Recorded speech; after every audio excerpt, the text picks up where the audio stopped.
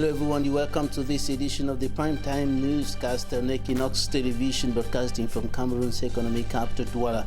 I am Babla Jonathan. In our top stories in this edition of the news, women in the Republic of Cameroon complain that they have been relegated to the background as far as the Regional Council and Assembly Bureau is concerned. In the 10 regions of the country, the regional bureaus are headed by men, and the women say they have been relegated to the background. Also in this newscast, we'll talk about the plight of farmers in the far north region of the country. Farmers in the far north region are suffering because of recurrent deadly Boko Haram attacks and also extreme weather conditions. Stay with us.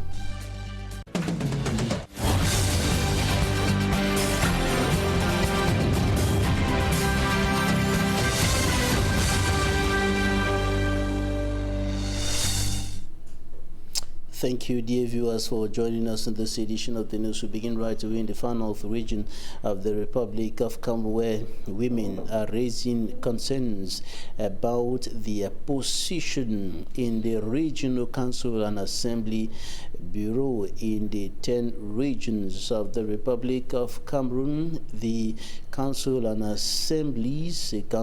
assemblies are headed by men, and the women in the far north region of the country stood up to say this is discrimination, this is relegating them to the background and reducing them to secondary positions. For me, I'm Sonsanda.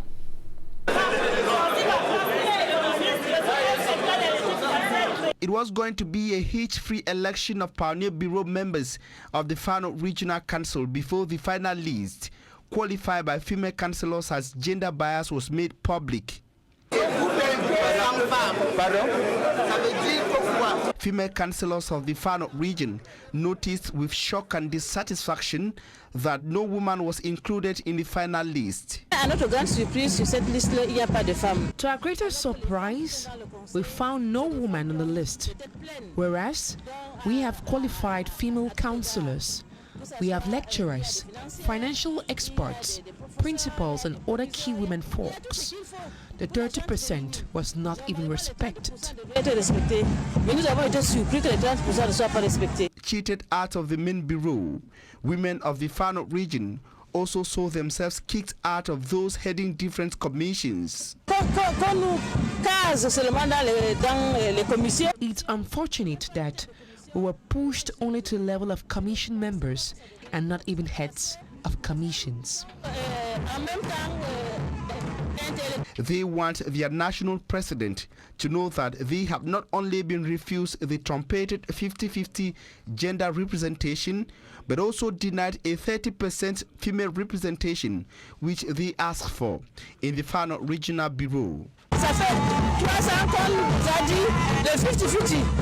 It's been 3 years that we were told of 50-50 gender representation. We did not ask for. We asked for 30%, which has not been given.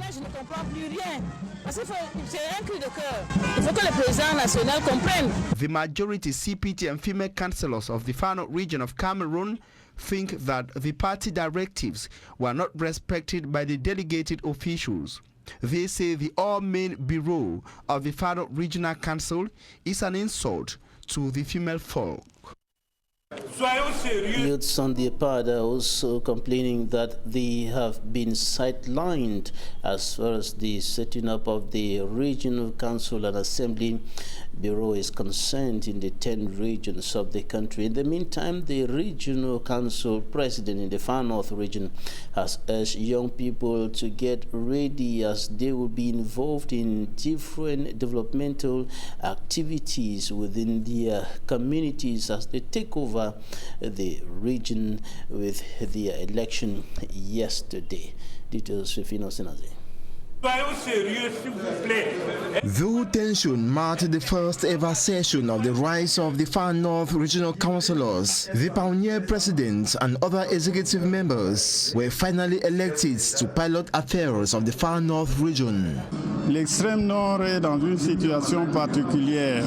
The Far North region is in a particular situation in terms of poverty, security and underdevelopment. Comme notre rôle en tant qu'exécutif du Conseil régional, all of us constituting the executive body of the Far North Regional Council are marching towards crushing these diverse socio-economic challenges. L'extrême nord a des potentialités. Nous, notre rôle consistera à mettre tout en œuvre pour exploiter ces potentialités en particulier. Regarding the agri-industrial and pastoral potentials of the Far North region, the youth must get engaged for change and development of the region, given this opportunity. La population nombreuse, la jeunesse nombreuse qu'ils vont mettre au travail. Nous comptons sur le gouvernement. We count on government's support and those of its external partners to attain these objectives. Daniel Kalobasu, now pioneer president of the Far North Regional Council, was managing director of Le Crédit du Sahel, a microfinance institution established in the 3 northern regions of Cameroon.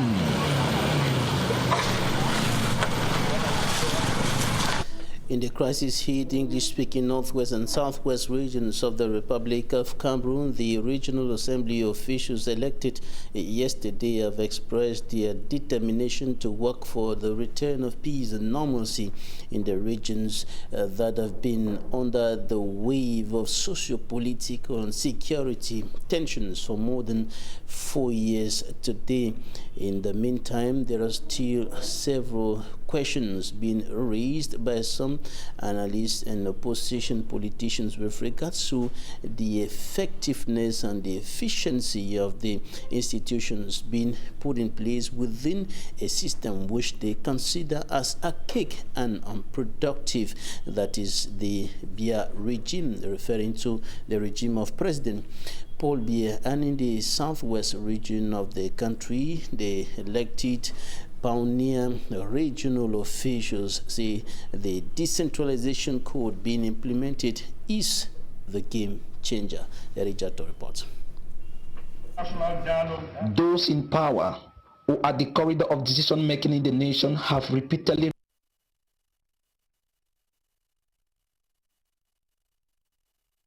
sorry for the abrupt end of that report by Derek Jato in the southwest region of the country. In the meantime, we go over to the northwest region, precisely in Kambe, in the Donga Mantum division, where council workers stage a strike action demanding for social benefits. They have not been at work, or they have not been working for several months because of the security challenges, but they are asking that their social benefits be paid.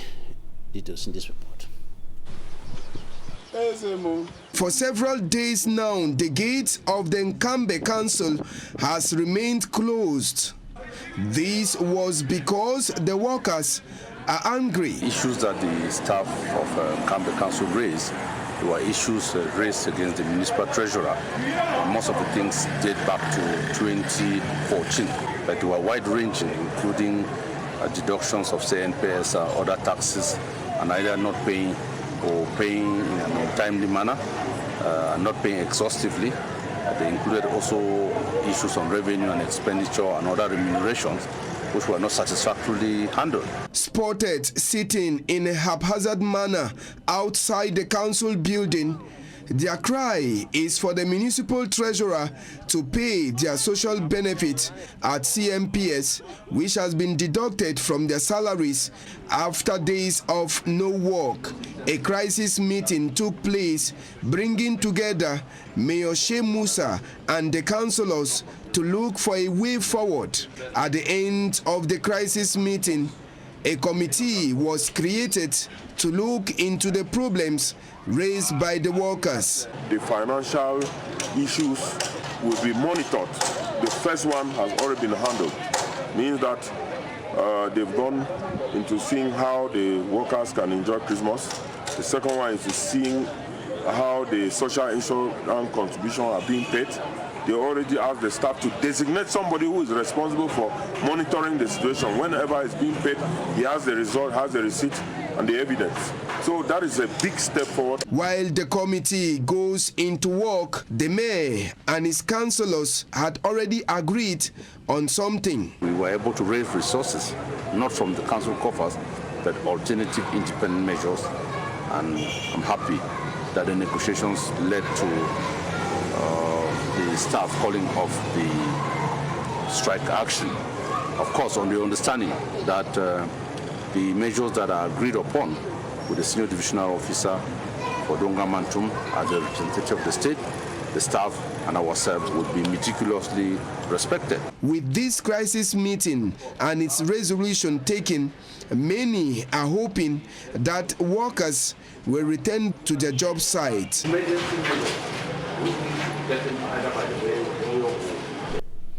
Contrary to the situation in many other parts of the two English-speaking regions of the country, Cambe has been relatively calm for the past 4 years, with the council workers managing to carry on with some of their duties despite the security threats as a result of the Anglophone crisis. But for some days now, they have been away from work, asking that the social benefits be paid, and it took the intervention of municipal authorities of the area for the strike action to be called off. Now to the city of Bamenda, still in the northwest region of the country. Several persons have been deprived of their source of livelihood by a fire incident that consumed several shops at the city Chemist roundabout. It's Manjikan Gabriel. It was exactly 4 a.m. this Wednesday that fire engulfed some stores located in the city Chemist neighborhood of Bamenda. The arrival of the Army Rescue Unit enabled the flames to be controlled, but at dawn, the destruction caused by the inferno was very visible. A carpenter's workshop and 3 stores that deals in the sale of car spare parts were completely burned down.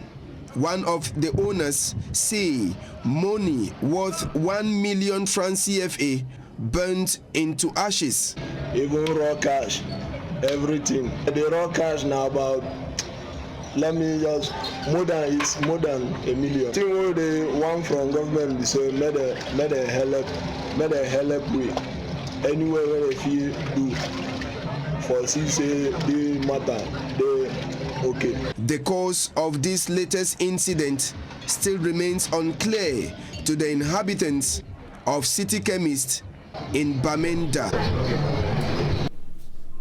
Back to the far north region of the Republic of Cameroon, we are now going to talk about the plight of farmers in that part of the country. The farmers are suffering because of the recurrent attacks of militants of the Nigerian terrorist sect Boko Haram and extreme weather conditions. Harvests are poor and income has significantly dropped. Details in this report by Makule Fowe. The agricultural sector in the far north region has been greatly affected due to the heavy floods witnessed in the area, causing enormous material and financial damages. This year's harvest was really poor. The heavy floods affected our crops. The presence of some insects equally crippled our sector. Added to the problem of floods, insecurity is another threat. The activities of the Boko Haram terrorist sect has forced many farmers to abandon their farmlands and seek refuge in safer areas. Despite these challenges faced by farmers, many of them were able to brave the odds by participating in a mini agro-pastoral fair with a little harvest they made. Nous saluons leur résilience. I salute the resilience of these farmers. It has not been easy for them this year. The activities of the Boko Haram terrorist sect has fragilized their sector. Before, we used to distribute rice, maize, millet and other items to neighboring countries like Nigeria and Sudan. But this time around, things are hard. In order to revamp the agricultural sector, the Ministry of Agriculture decided to support the sector with a sum of 33 billion CFA francs. Minader will continue to support farmers. 2 weeks ago, we launched a project. It will go a long way to help these farmers. At the end of the mini agro-pastoral fair, some farmers who exhibited the best farm produce were awarded prizes. Now in news out of Cameroon, the United Nations says the town of Bambari in the Central African Republic has been retaken from rebels who seized it on Tuesday. A spokesperson said United Nations peacekeepers and national security forces were in control, having pushed the militants back into the bush, and he said civilians who had fled the fighting are starting to return. The government has accused the former president Francois Bozize of coming or conniving with armed groups in an attempt to stage a coup. He had rejected his involvement in a coup attempt. Russia and Rwandan Rwanda have sent hundreds of additional troops to enhance government security effort as the rebels try to advance towards the capital Bangui. The Central African Republic is due to hold elections on Sunday. Health authorities in Tunisia have announced the extension of the country's nightly curfew until mid-January 2021. The decision flows from recommendations of Tunisia's COVID-19 Scientific Committee. More than 120,000 persons have been tested positive for coronavirus in the country since March 2020. Majority of the infections have been recorded in recent months. The Health Ministry said the new strain of COVID-19 has been recorded in Tunisia. The country is expected to roll out vaccines in April 2021. Official figures show that the death rate in the country is averaging more than 40 persons a day, and 77% of intensive care unit beds across the country are occupied. There are growing public frustration over the continuous restrictive measures to curb the spread of the virus.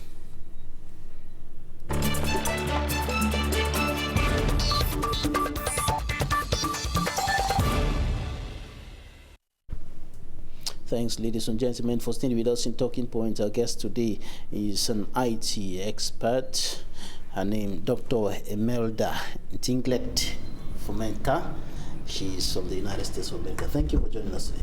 Thank you very much for the opportunity. Thank you very much. All right, we're going to be talking about cyber security issues at a time when cyber crimes are on the rise in the Republic of Cameroon. Recently, the Minister of Post and Telecommunications was here in Douala, moving from one school to the other higher institutions of learning, secondary and primary schools, trying to sensitize some students within the framework of government's effort in the fight against cyber criminality. You're coming from the United States of America. What's the situation there? Is cybercrime on the rise, as it is the case in Cameroon?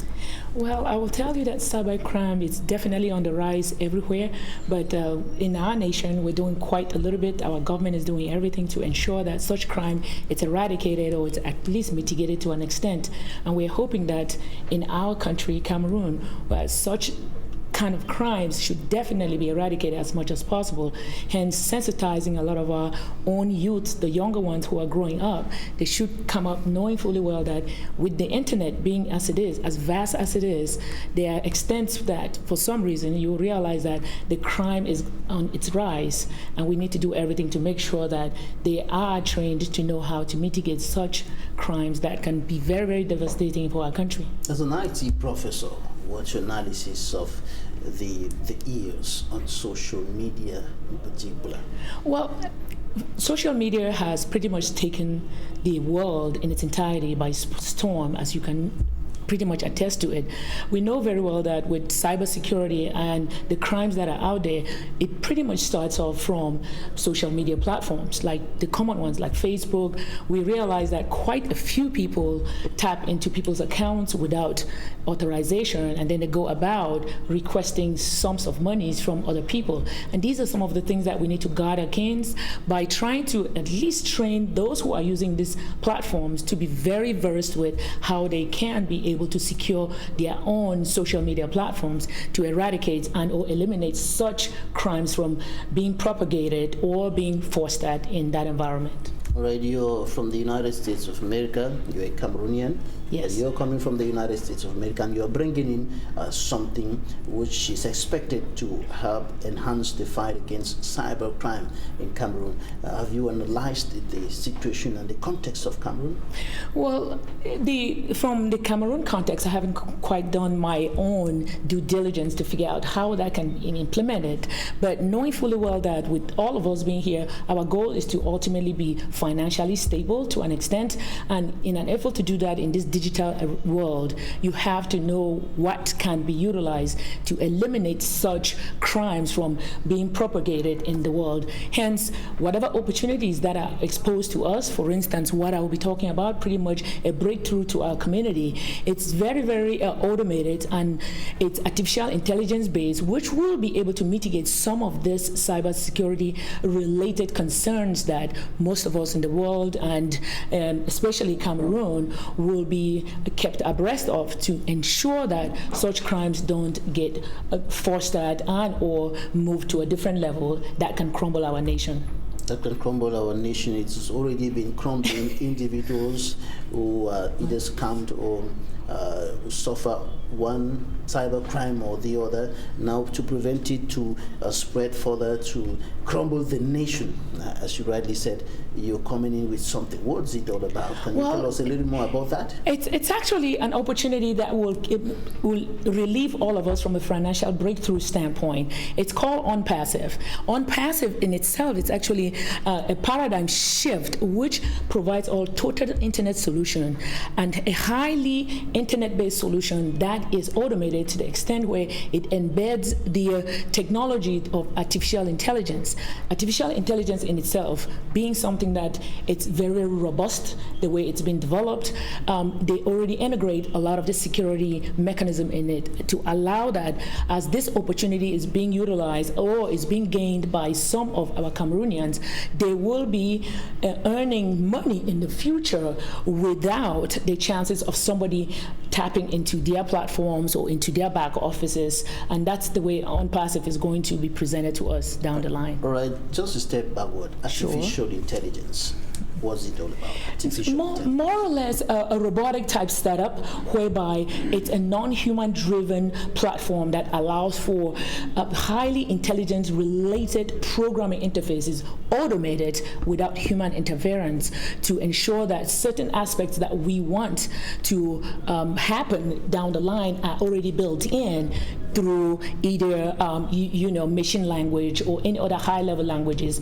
Hence, it's performing as a human being, but to an extent where it's allowing for an automated process to handle those aspects that a human intervention could possibly cause some errors. What's the difference with what you're talking about now and the other digital platforms that already exist? OnPassive in itself, it's a platform. Again, it's a one-stop go-to platform that will provide multiple internet-based solutions to you and our users. For instance, digital marketing. Let's suppose OConnect is one of those that will be able to allow connection of different users within the same arena, just like Facebook and even Zoom. So video conferencing is going to be one of the packages or the tools that will be brought into this OnPassive platform. Now, the difference is that I currently use Zoom, but as I go through Zoom, somebody just dives right in and they are already scribbling on my screen. Hence, the security is not tight enough. But this Connect and all the video conferencing platform that OnPassive is going to be made available to us will already eradicate and or has taken into consideration some of this security glitches that our current huge giant platforms like Zoom, Facebook, and all whatnot are currently using. They will take care of that so that when we tap into it, we will all be in a situation that is well secured. How accessible is it in terms of cost, in terms of internet speed and all the rest? If you have just any kind of basic internet that you can connect to, you will definitely have access to OnPassive. And to gain access to it is just gofounders.net, and to subscribe, it's nothing but $97. And $97, I believe, is about 52,000 francs. But this is going to yield you insurmountable amount of money for a lifetime. So it's not going to be something that's going to be short-lived, according to how it's been professed by the founder, the CEO, Ash Mufara. We know very well that, and we are envisioning that when this whole OnPassive thing comes to fruition, everybody will be at a level where they will be self-sufficient financially stable, and again in an environment that the platform is fully secured. 50,000 francs here is a huge investment for many Cameroonians. So what's the assurance that if a Cameroon comes into this platform, it's going to help him to be more secured on the internet, number one, and to help him, number two, to be financially stable, as you indicated earlier? As we can say, everything else is open to the extent where we can only speak to what we know. At this time, for instance, being an IT expert, I know very well that anything that is AI-driven definitely has a lot of security embedded in it, depending on the programmers. Myself being a programmer over the years, I know very well that anything that's coming up now and in the future has to automatically be built in an effort to ensure that it incorporates such security, which this whole AI-driven platform is going to provide to us going forward. Is going to provide all this security that we need in order to keep our data and other things that we have on the internet safe. And how Absolutely. How is it going to work? Will the people just go to the internet and you have it there like you have the other platforms? Absolutely. Well, as it stands right now, most people who are coming in are founders, and just like you can be a founder of any company, at this time before it's being launched, so during this pre-launch stage, or it's gearing towards pre-launch, when you come in, you are definitely a partner, in essence, a founder. And after that period, you are now already an owner of a company. Hence, we are advising people who are interested to kind of join in. For instance, this evening after I leave from here, I will be in Somatel Hotel down the street, and I will be doing a live webinar on OnPassive. So those who are interested can join in there at exactly 7:30 p.m. Cameroon time. And again, that's an opportunity that's open out there for everyone. A lot of us who are going through financial struggles at this time, we envision that as you buy into this opportunity, then you are opening the doors to financial freedom. You know, this whole idea of being passive and then earning money, is that right?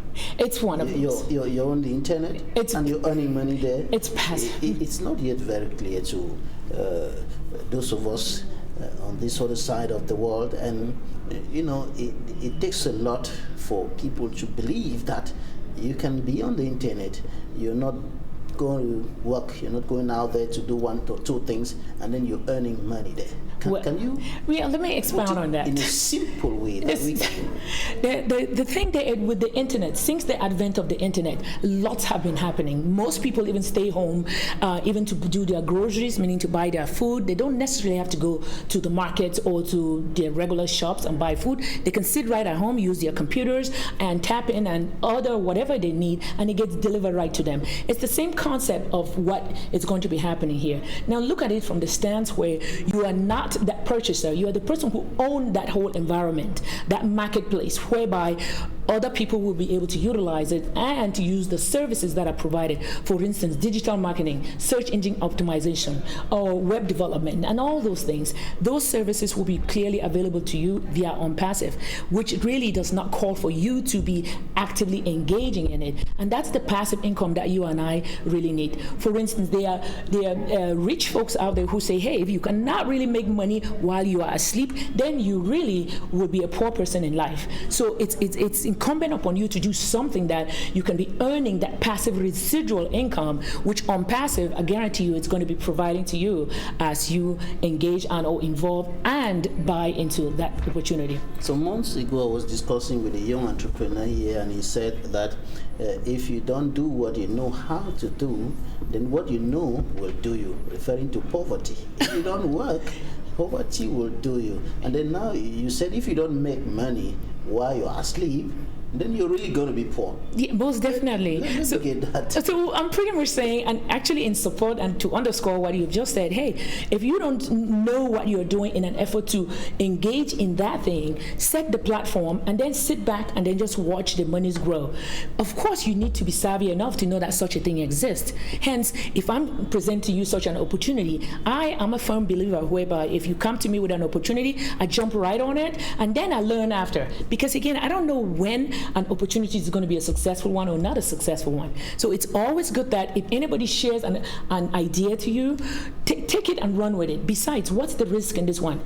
And $97, okay? It's not an opportunity where they're asking for you to come up with tens and thousands of dollars to invest in it. But as this opportunity pans out to become reaches fruition, it's definite that you will be a better person at a better stance if you do buy into it. Dr. Imelda Yes. Inglet Fomanka, Yes, IT sir. professor. Thank you for joining us today. I appreciate it. Thank you so much for giving me the opportunity. Thanks, ladies and gentlemen, for staying with us. Equinoxe Tv.